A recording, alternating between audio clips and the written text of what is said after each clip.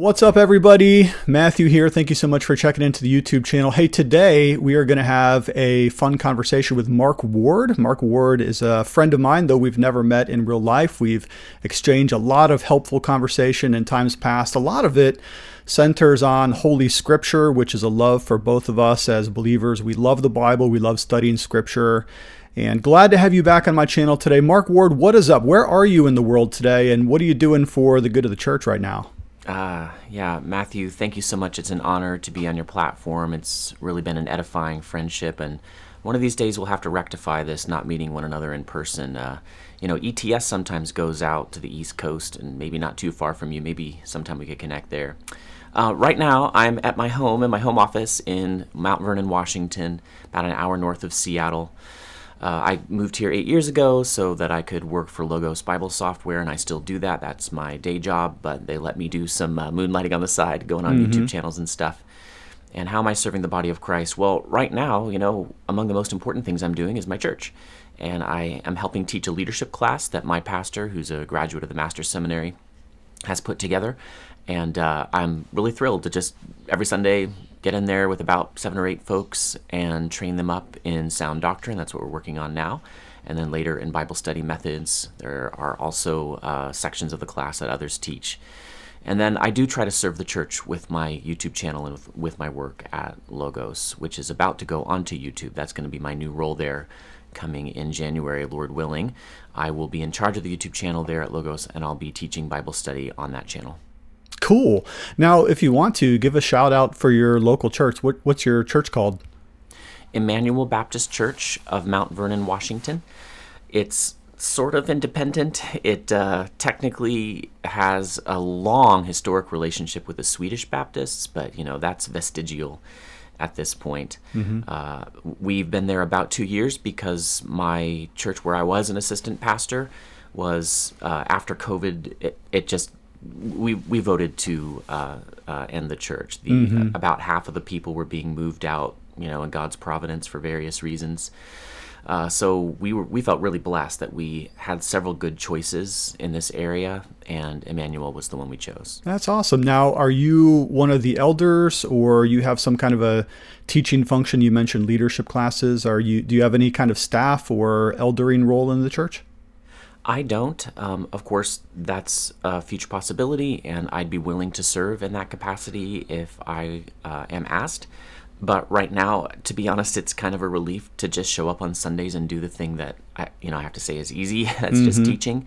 Yeah. I really was kind of blown away at how quickly and willingly the pastor, his name is Patrick Slyman, excellently trained guy from the Master's Orbit, who actually assists somehow in their online teaching program, actually, and has a demon from there. We've just worked together very well, and I'm not really helping him a lot. He's just giving me some teaching opportunities, and I was really humbled by that and really enjoyed that. That's cool. Now, are you still working with Bible Study Magazine, or what's the latest status on that? Bible Study Magazine was canned by the new leadership at Logos. Glad I brought that up. Sorry about that. Yeah, it's fine. I'm not bitter, totally. I really felt like it's totally within the new leadership's purview to decide whether or not they're going to continue projects that were started by the previous administration. And basically, I got to go do the same thing on the blog. And in fact, I owe you a dev edit on a long piece that you sent in. We kind of have it as a floater. We don't really have it assigned to a time, and I'm just going to get to it when I want to. No problem, man. Jonathan Edwards. Yeah. I will get to it. No problem. Now, your own YouTube channel is doing awesome, by the way. I watch your stuff regularly. Your views are doing great too. Your channel is growing at a really good clip right now. Are you pretty proud of where that's going, or what are you going to do with that in the future? Asking a Christian if he's pretty proud about something, it's a dangerous thing to say.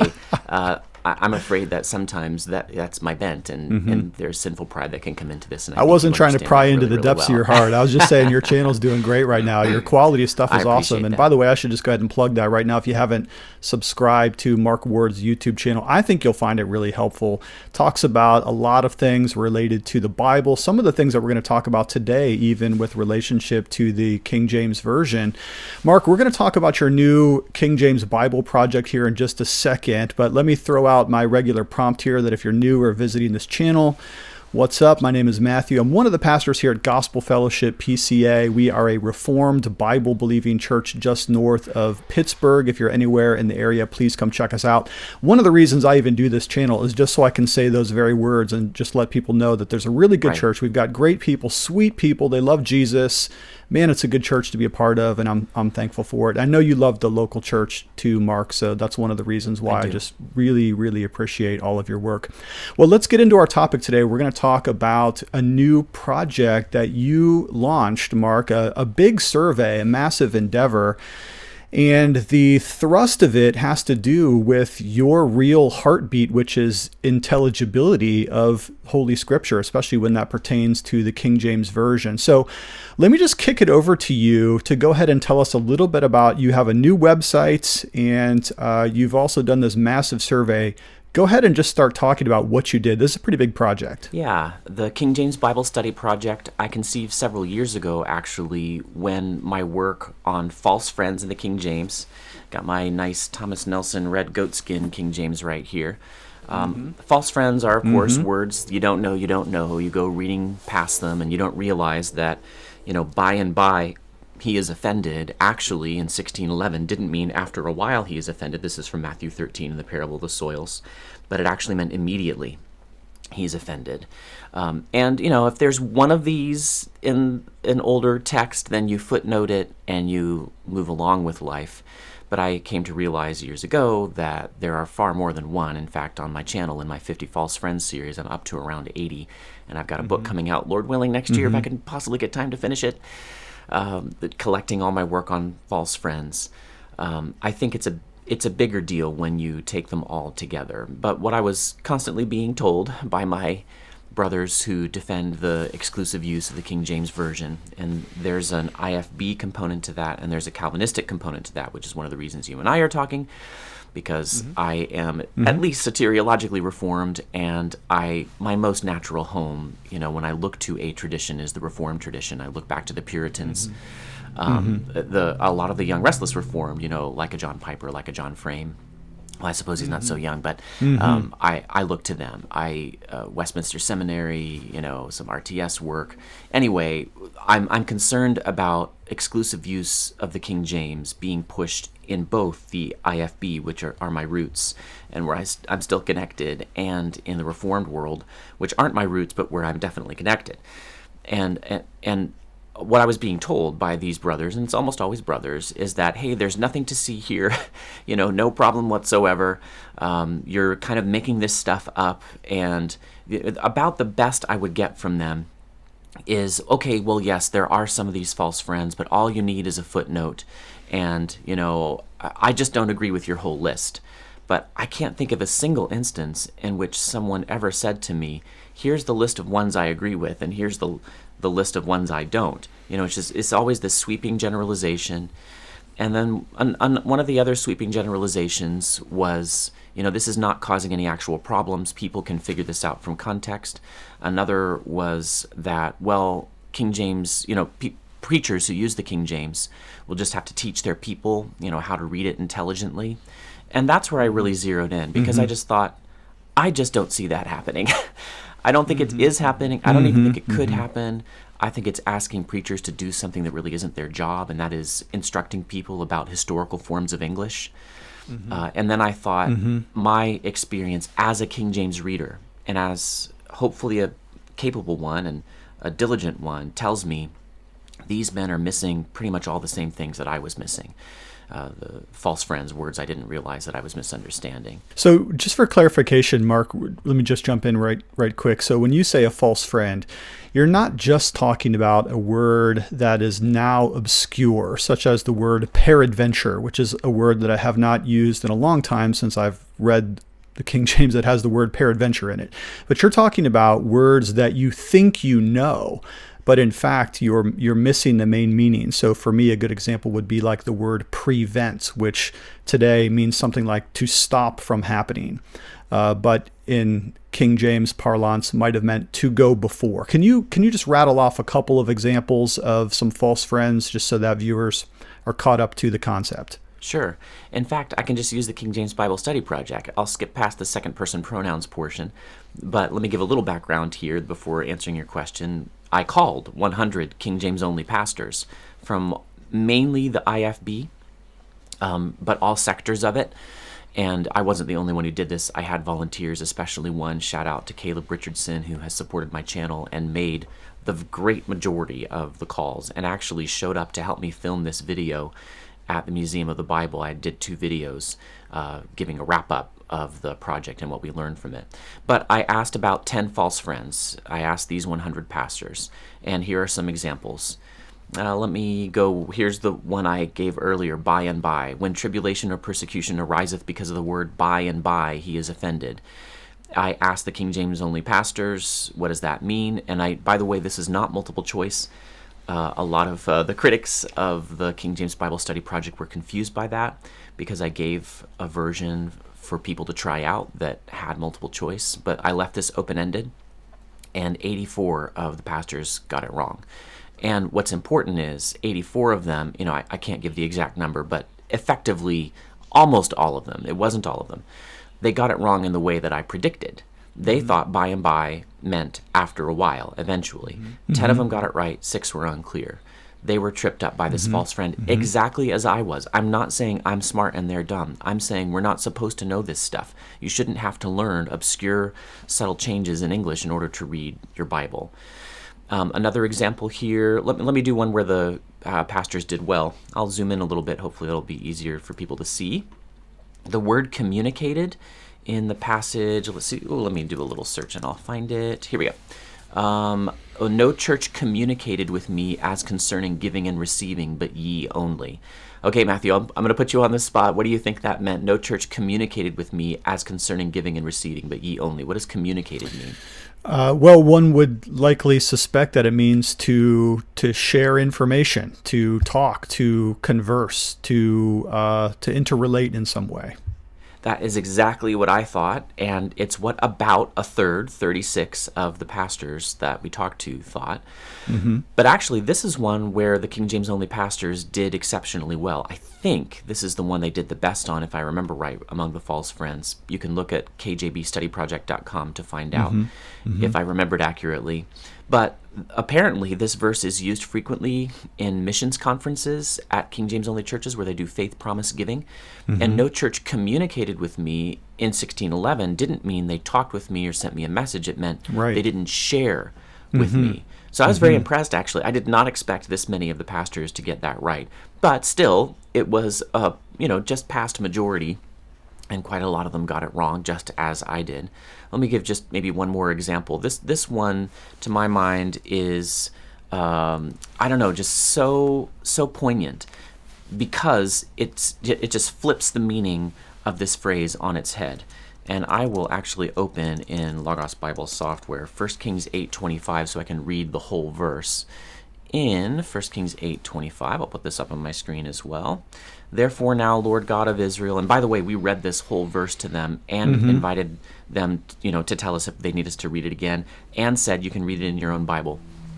Therefore now, Lord God of Israel, this is Solomon's temple dedicatory prayer. Keep with thy servant my father that thou promised him, saying, there shall not fail thee a man in my sight to sit on the throne of Israel, so that thy children take heed to their way, that they walk before me as thou hast walked before me. And the question was, what does so that mean? And I won't put you on the spot again there, Matthew, but so that, in our English, it means in order that. In order that, right, yeah, sure. This is the result of what will happen if there shall not fail thee a man in my sight to sit on the throne of Israel. The purpose of this promise is so that your children will walk before me as you have walked before me. Okay? But if you look up the Hebrew, which I can do in Logos, you open it up and it'll say it means rock. It's rock-im, which is if only. And so you're thinking, okay, did the King James translators get it wrong? Clearly so that and if only are not the same. And it's not like it's in doubt. It's if only, for sure. And the King James translators translate that very same Hebrew phrase with that English phrase I've just used elsewhere, if only. So why did they make it, like a result here rather than a condition. Did they make a mistake? Well, if you go and look, and I won't do this because I'd have to log in, and I forgot to do that in advance. If you go and look at the Oxford English Dictionary, which records the whole history of English, you'll find out, and I have this here on the site, that so that in a context like this could mean on condition that, provided that, so long as, if only. I just don't think anybody's going to get that. Now, somehow, 12 King James only pastors got it. I can tell you why at least one of them got it. It's that he read my book. He told me there was one guy who got every single question right. And I asked him, can you explain this? And he said, well, I read your book. Yeah, he studied up. So that, he didn't know the question was coming, I don't think. I'm not, that's a longer story because I can't reveal his identity. I really wish I could. He actually asked me not to. But he did say I could say that. One guy got a perfect score. Cool. Everybody else, when they got it wrong in just the way I'd predict. I did this for 10 of them. So the website that you launched, you put this out, a month ago, 6 weeks ago, or something like that. What it does is it shares the results of this survey that you did of 100 pastors. And basically what you're doing is you are discerning whether or not their understanding of what they're reading is as accurate as perhaps they would hope, or perhaps even as they would claim. So how did you go about choosing 100 King James Version pastors? Are these KJV only pastors, or are they just pastors that happen to use the King James or prefer it among many? How did you choose who you were going to survey?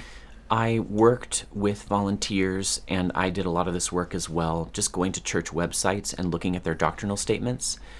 And if they named the exclusive use of the King James in their doctrinal statement, then they were a fit candidate. I also tried to spread out the survey so that I was talking to graduates of multiple different King James only colleges.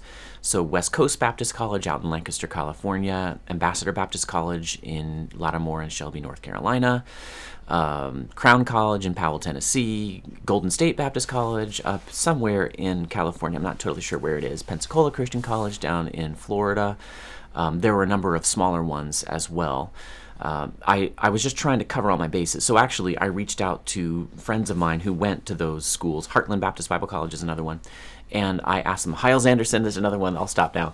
But I asked those friends, hey, can you give me contact information for 5 just average pastors? I'm not looking for below average. I'm not looking for seminary professors. I want to get your average pastor. Are they actually I want to know, are they able to teach the archaisms in the King James? How well are they catching them? So that's how I spread it out. I did try to get some Calvinistic King James defenders. That proved to be a little more difficult. I don't think I ended up successfully getting any of those. Maybe there was one. I'm trying to remember.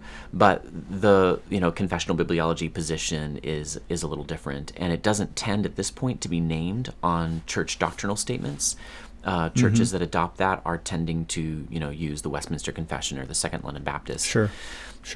I needed to verify in advance that these brothers were formally King James only.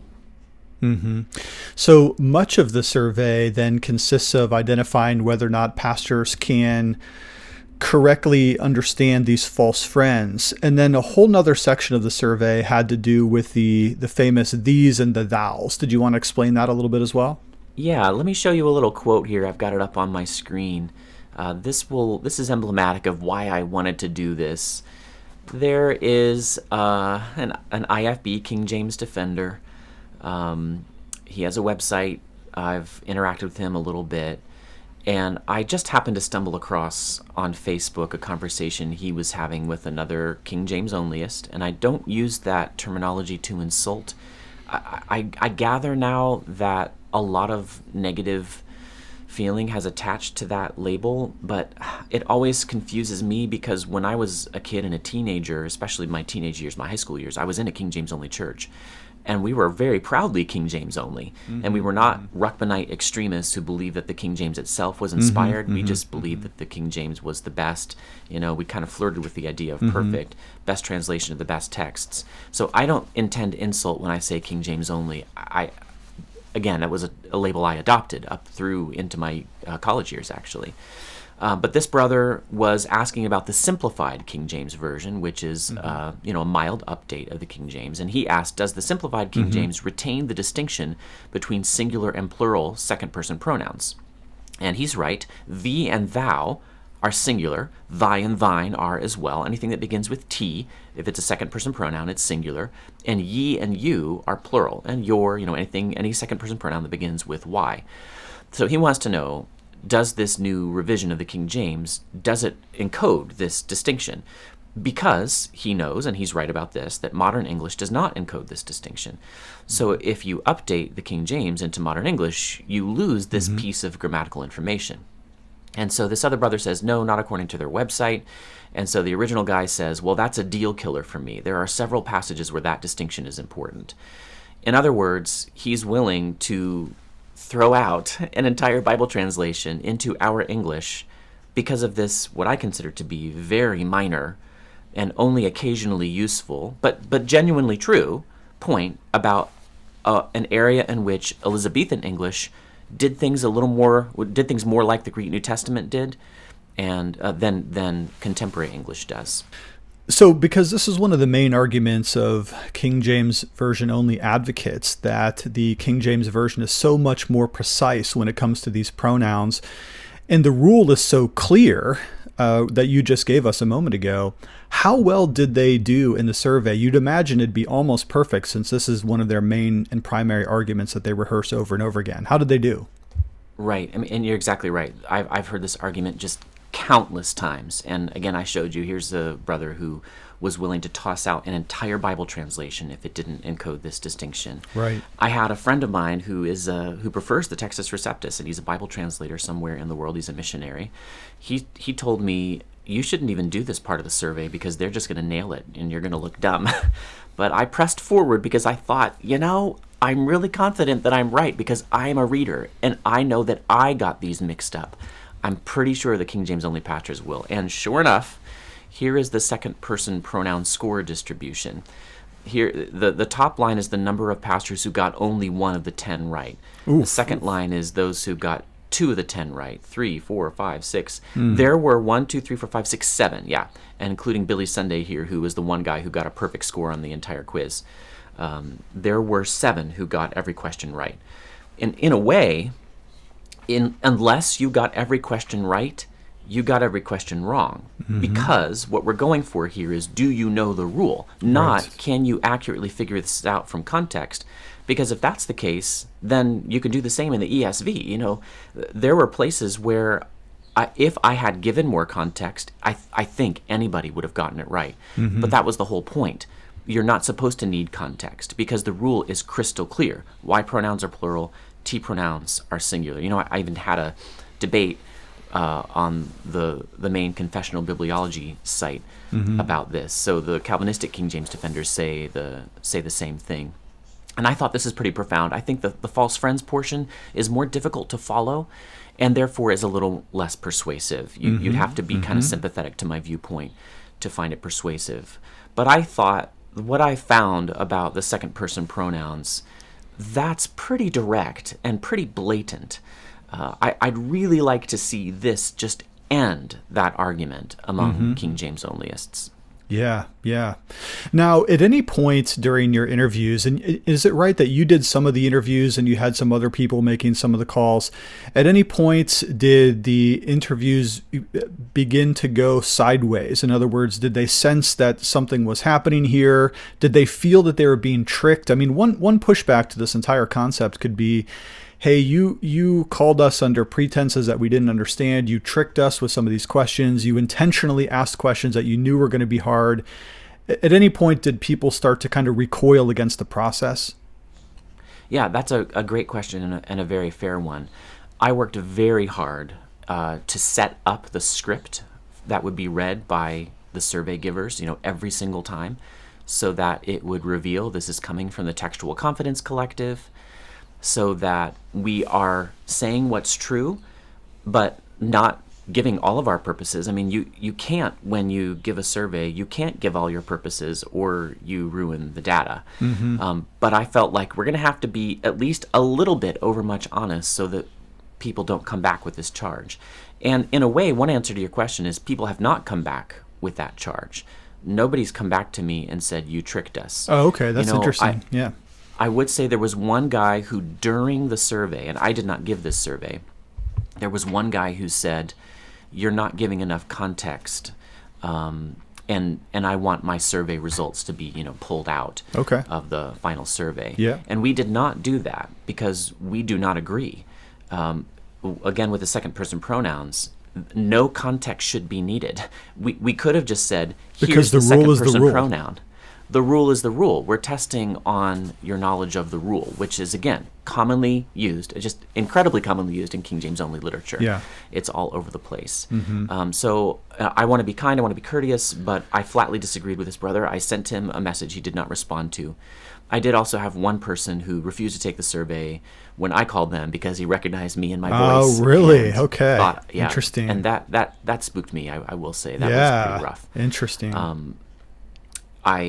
I think that I had to really think through and talk with I have an informal ministry board. We just had to talk through the ethics of this. But I think it's really instructive that people have not been coming back and saying what you did was, underhanded, because we did give all the details that were necessary for people to understand where we were coming from. It's true. I thought more people would be aware of false friends. That was actually one of the questions on the survey. I wanted to see if people are doing better. Are they doing better because they've actually already heard of my false friends? The great majority of the pastors had not even heard of it. So, that means my work has not really scratched their surface, as it were. That was kind of disappointing. So even when I advertised this is coming from the Textual Confidence Collective, presumably a number of them hadn't even heard of it. Right. So, Mark, in just a few words, how would you sum up all of the results of the survey in both parts, both the false friends and with the pronouns? Would you say that your survey demonstrated what it hoped to demonstrate at the outset? I would, and yet, what I hoped it would demonstrate was not anything really grandiose. I am not saying, and I have never said, that the King James Version is unintelligible. That is a bald statement which tends to presume that we've got two buckets, intelligible and unintelligible, and every Bible translation fits in one or the other. That is just not the case. I've been making a much more careful case this entire time, and that is that there's a gradation, there's a spectrum between fully intelligible and fully unintelligible. Wycliffe's Bible still has some words that are intelligible to us, that haven't changed since 1382. But overall, it's practically in the unintelligible bucket, even though there are these individual words that we can't understand. We're at a different spot on the spectrum with the King James. I've been listening to it this year, and I've been enjoying it, and I have not been listening to it just to write down all the archaic words. I haven't even written down a single one. I can understand the great majority of it. And I did growing up. My case is that there are a sufficient number of individual words and elements of punctuation and syntax that are either now dead, no longer used in the language, or have picked up different meanings, that with a book as important as the Bible, it's time to move on in institutional contexts. So here's the way I frame it, and I talked about this in the two big videos that I made describing the survey. I think that everybody agrees there are plenty of words that haven't changed that we all know. The word and, the word king, the word always, the word river. I mean, these haven't changed in 500 years, so they're not unintelligible. Then I think there's no debate about the dead words, words we know we don't know. People know we don't know the word bold, B-O-L-L-E-D. Okay, and I could list quite a few more. There's no debate there that these words are dead. I've got word lists from the Trinitarian Bible Society and from Ruckmanite King James Onlyists of these archaic dead words. Where is the debate? It's on false friends. Are there words that we don't even realize we're misunderstanding, and therefore we can't even look them up? Because how are you supposed to look up words you don't even realize you're misunderstanding? And that's exactly the problem. Right. That was my narrow purpose. Can I demonstrate not only that my dictionaries predict that people will misunderstand. And not only that I myself have misunderstood, because I'm only one person, can I demonstrate that others out there who aren't involved in the debate, that they misunderstand, and that they misunderstand in the ways I predict. And they did. On these 20 the questions, they misunderstood in just the ways I predicted. How did people receive your videos? You did two really long, detailed, very well crafted videos to try to explain the survey. Did people take that well, or did they take it defensively for the most part? You and I set up this chat before I released the results of the survey, and I was hoping that by this time, a month and a half later, like you said, 6 weeks later, I would have more evidence to share with you. I think what that tells me is that I have put to silence the ignorance of some foolish men. And I use those words very advisedly. I know that those are offensive words, but I mean them. There is real ignorance put on display here of the very things that these brothers have said are absolutely crucially important, especially when it comes to the second person pronouns. I do think that I have put some people to silence. And actually, I think that speaks well of them. If somebody looks at that and says, oh, wow, I didn't realize I was misunderstanding, or that my crowd was misunderstanding this very thing that we've advertised as a major feature of the King James, I think that bespeaks a humility in them that I'm praising right now, right after I just said I used insulting words. But I really mean that. I think it's a good thing. Mostly I've gotten silence. I have gotten, of course, a lot of attaboys, and I appreciate those. I think any YouTuber does, anybody who has any kind of public ministry does. But I knew, my fans were going to agree with me and pat me on the back. And that doesn't tell me a whole lot. I want to know, am I being persuasive? And I have gotten a little bit of feedback from folks, and it's kind of been angry, most of it, I would say. I think I did stir the hornet's nest a little bit. Yeah. Well, when I heard about the entire project in the first place, and then especially when I watched your videos and looked through your site, one of my gut check reactions is, oh my gosh, Mark has definitely kicked the hornet's nest with this one. I can foresee all kinds of claims of foul play and unfair surveying and poor statistical analysis and things like that. Let me ask you this. Has anybody come out with any kind of response to this entire survey? Anybody made a public statement? Any one of the persons who were surveyed want to try to disclaim some of the results or refute you in any ways? Any major responses yet? Sort of like yes and no. No major responses. King James only institutions and leaders have ignored my work for 7 years since Authorized came out. They have not dealt with it in any detail whatsoever. If they bring it up at all, they change the subject back to textual criticism. I say I want to talk about readability. They cannot and will not talk only about readability. But there are some folks on social media who have come out with some responses and charges. I think what I'd say, I think you were right to expect, and I expected too. I even asked friends of mine who were just more familiar and, have lived more closely to the King James only world than I have, because I've been gone for 20 plus years, 25 years, I guess. I asked them, how are people going to respond? And they thought, yes, they would question the survey. But actually, I'll show my screen again, because this little Billy Sunday right here, who appears on the second person pronoun score distribution and on the false friends score distribution. He is, I think, one reason why people have not questioned the survey, and that is, I can say this much, there is a prominent leader within King James onlyism, and if only I could reveal his name, he said I could, but his institution said I could not. He's well respected, as well he should be. He got a perfect score. So if you want to tell me that I was cheating, that I was purposely picking trick questions to try to fool people. On the one hand, I think you're confusing, therefore, what a false friend is with malicious intent on my part.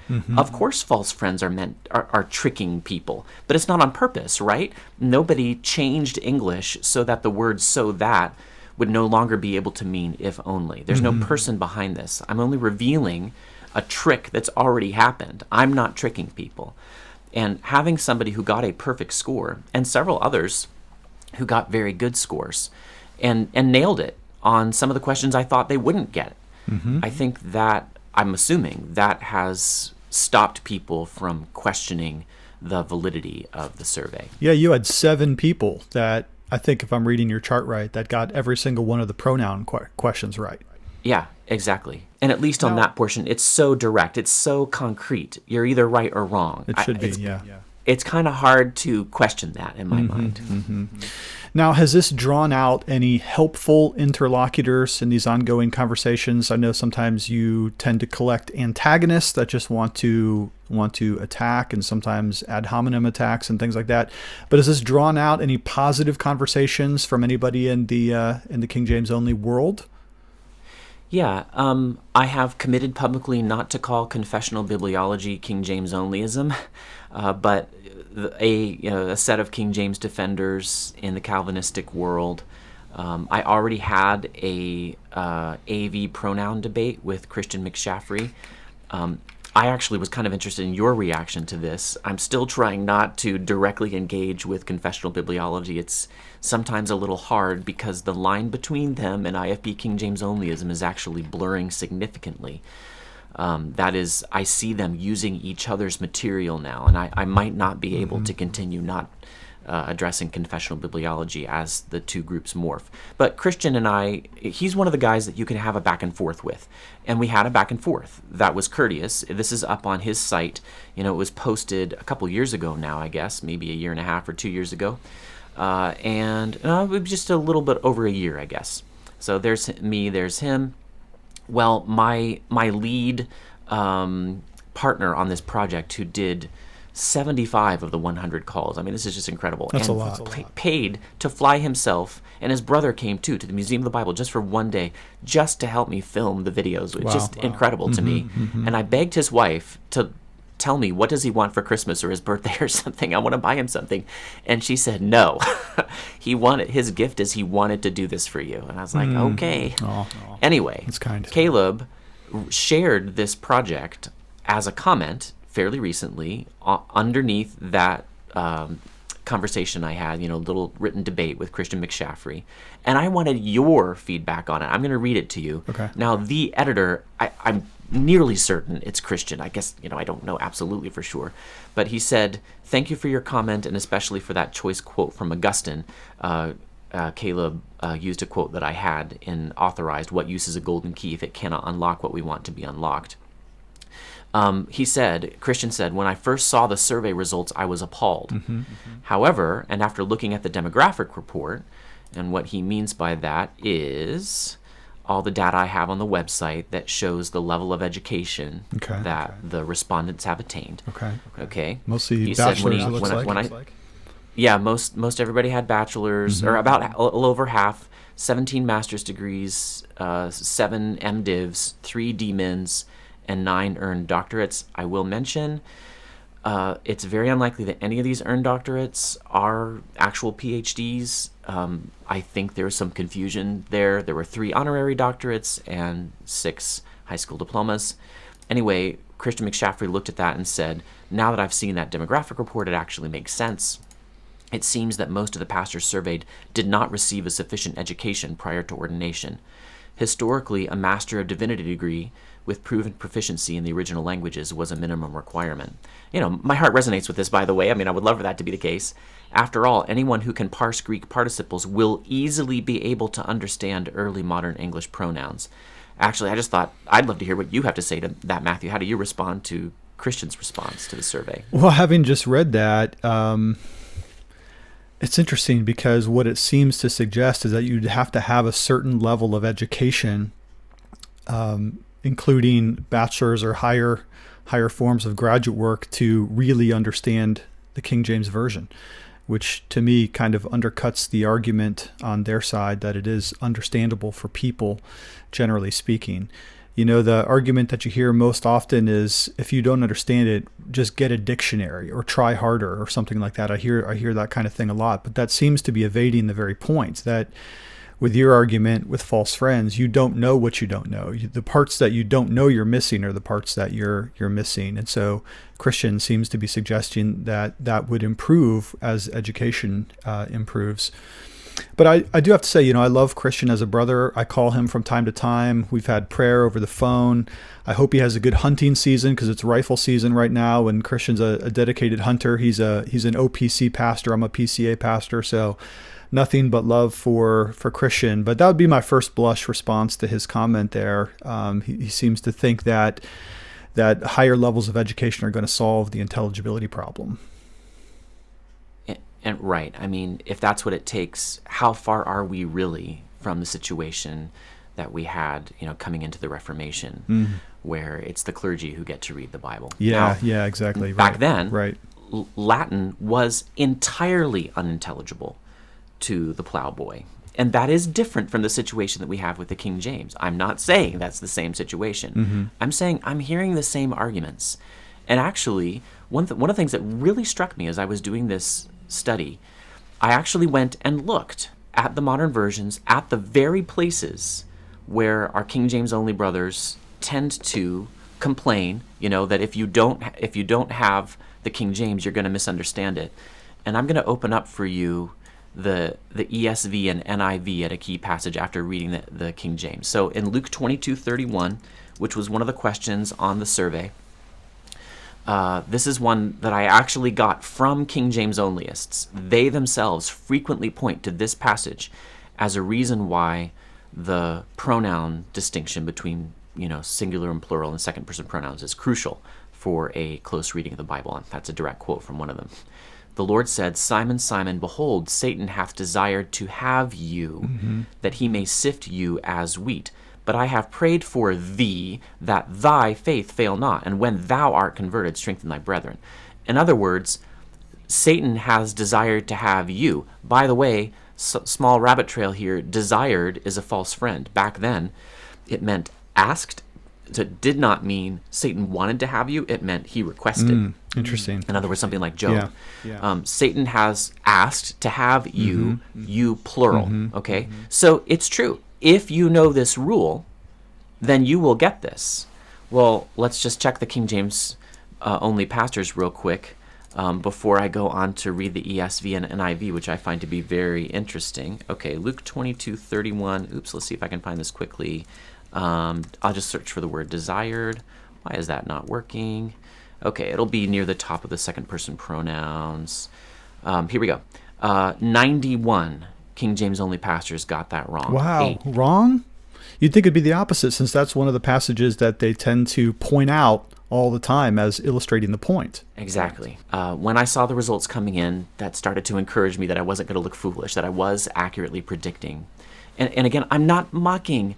I'm saying this is what I expect. This is what happened to me, because it is so difficult to make yourself doubt your understanding of common words.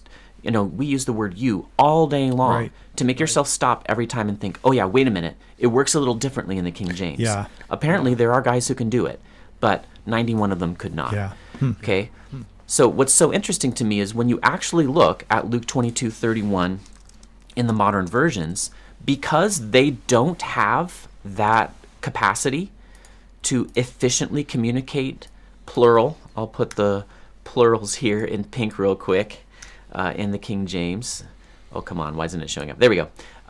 Because they don't have that capacity, they have to use other strategies. So in the ESV, it says, "Simon, Simon, behold, Satan demanded to have you." And there's a footnote. The Greek word for you, twice in this verse, is plural. And verse 32, that is the next verse, all 4 instances are singular. Why didn't the King James have a footnote like that? Because they didn't need it, because they have this efficient method of communicating singular and plural. But then, look at the NIV. If I go to the NIV in Luke 22:31, you know what? I think my face has been covering up some of what I've been showing. Sorry. "Simon, Simon, Satan has asked to sift all of you as wheat." Yeah, that communicates it right there. So I just found it, it's easy. Unfortunately, it's a little lazy to say that because the King James English can do this and modern English cannot, therefore the modern versions are inaccurate on this point, when actually it's the NIV that communicates this minor grammatical piece of information accurately, because it knows it can't rely on an efficient method that the Elizabethan pronouns had. And for reasons of their own, they didn't choose to use a footnote. It's actually the NIV that's going to get the message across better than the King James to a contemporary reader of English. Yeah. Well, Mark, before we wrap up here, let me ask you just a couple more questions, and then we'll try to land the plane. The first one I wanted to ask you is, if you had to do the survey over again, would there be anything you would change? Would it be a different approach? Would you have tried to include more survey respondents? Or do you think that the survey sufficiently established what you were hoping to show? I think that the reactions I'm getting so far, the folks on social media, especially in a King James only group that have attacked me and attacked my motives, I think they were going to do that literally no matter what I said. And they weren't going to learn anything, right? There are always going to be those people. I'm not going to persuade them. So I can't even have them on my radar when it comes to evaluating the effectiveness of this. I do think that it just tries human patience to go further than 20 questions. And we had some demographic questions as well. So, these are conversations that lasted 20, 25 minutes on the phone. That's really pushing it already. I just don't think I could have made the survey bigger unless I would have called more people. And that was very, very difficult. And I tried to find funding. I tried repeatedly to find funding, and I just could not.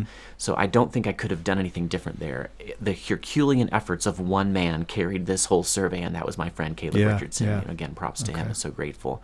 I think the only thing that I really could have done differently, I do wish that I had done my dead level best to pick the 10 false friends that were the easiest to communicate and the most likely to yield clear distinctions between the wrong answer and the right one. There were a couple of them there, especially "we are of all men most miserable," where the Greek clearly does not focus on how I'm feeling. It's eleenos, which is, worthy of mercy. That is, in other people's view, I am pitiable, whether I feel it or not. And that is a distinction. And I believe, and I know that the King James translators intended the meaning pitiable, and that the word miserable has changed over time. But to get that from short answers from people who didn't know why I was asking, that proved to be very difficult. I wish I had chosen examples that were a little easier to grade, so there'd be less room for people to say, well, you just graded them, negatively because you wanted to. I recognize that's, I'm probably going to receive that. That's the only thing I can think of that I could have done differently. Now, just if viewers are interested, didn't you post a place somewhere on your website where you can pretty much see all of their answers pretty much in part or in whole, that they can kind of evaluate for themselves how far afield they missed the target when it came to understanding the word? Yeah, all the data's up there in a huge PDF that we generated from a numbers document. My friend Caleb is also an IT kind of guy, and he generated reports from the survey. It was super, super helpful. We actually used a Google form originally, and then harvested all that data. And I think what's really important, if anybody does want to go to that link, maybe for a master's paper or something, I'd like you to evaluate whether what I said is true. I believe it is. That when these pastors got these words wrong, they got them wrong in the ways that I would predict. I think that's the important thing, because that means that language change is the reason for the misunderstanding, not lack of educational levels, right? That's another argument I'd have against Christian. I think yours is the most important one, the one that you gave already. And I've had similar, courteous back and forth with him. Though I'm not a hunter, I do love hunting rabbits when they go off in my wife's garden, by the way, but that's really fun. I feel like a real man when I come to the steps holding a bloody, dripping rabbit, and my wife loves it. Okay, anyway, that's a literal rabbit trail. For sure. I think that the other response to Christian is, okay, it'd be one thing if the wrong answer were just like all over the map, and occasionally I did get some, like, by and by he is offended. I had several people thinking that by and by were an instrumental use of by, like by this and by this he is offended. If the answers were all over the map and crazy, then maybe educational levels could be the problem. But they weren't all over the map. The answers were exactly what I'd predict based on my knowledge of contemporary English. So education is not the problem, at least when it comes to the false friends. And I think when it comes to the second person pronouns. Do you think this is going to make a dent at all in the conversation? Do you think some people are going to be moved to do what you're hoping they do, which is to at least consider the possibility of adding a contemporary version to their established study habits? King James Onlyists online are infamously intractable. And I've been being told for, 8 years or more, since before Authorized came out, don't even bother with these folks. They're never going to listen to you. And all I can say is two things. I was in a King James only church in high school, and I'm grateful, deeply grateful for the godly shaping that they gave me. I don't agree with all the theology that they taught there, but I agree with a great majority of it and nearly all of what they regarded to be fundamental. I've just moved on from the King James onlyism. So I know real godliness exists and zeal for the Lord in those circles. I just can't be so cynical about them all. And then secondarily, the proof is in 8 years of pudding now. I have literally hundreds of messages. I got 2 just yesterday from young King James onlyists that are now ex-King James onlyists. And a lot of these are young pastors. Okay. So I have my eye on the future. I think that in the IFB, especially, I think they really are listening, and especially the younger generation is listening. And that even if some of them stay in churches where their deacons, because they don't have elders, the deacons who are in their 60s and 70s and 50s, are really skeptical about moving to a modern translation, if those young men will stick it out for 20 years, they're going to get a chance to change. Praise God. And I think major change is coming in that world. Great. Well, Mark, thank you so much for this interview. It's been fantastic. Anything you want to plug or promote on your way out the door today? Well, I'm just really honored again to be on your platform, and I wish I had a book in hand that I could promote, but will you keep your eye out there in YouTube land, everybody, on a book by Lexham Press, Lord willing, coming out in 2024, King James Words You Don't Know, You Don't Know. That will gather all of my false friends' work, put it in between 2 covers, and I'm committed to not talking about King James onlyism. You'll have to read the preface to understand it. Even if you're King James only, even if you're a confessional bibliology brother or sister, and you really prefer to use the King James exclusively, I want this book to be a help to you, because the goal here is not you use my preferred set of Bible versions. The goal here is that people read the Bible with understanding. Praise God for that. Well, Mark, thanks again for checking into my YouTube channel. To all the viewers out there, I do love you lots, and we'll talk to you later.